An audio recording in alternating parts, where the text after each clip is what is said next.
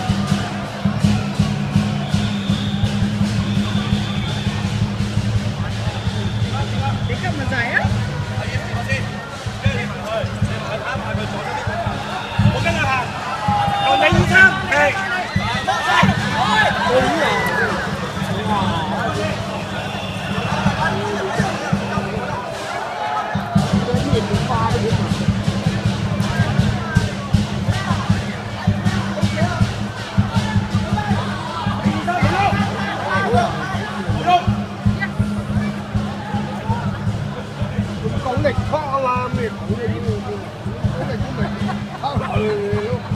Còn thế này mình phải tập điện.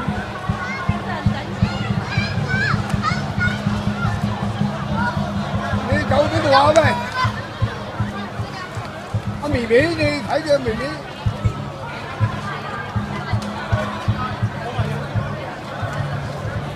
Đi thấy cái mì bí ra, cô chỉ kiếm lên chậu ba. Đấy là đừng có giận à.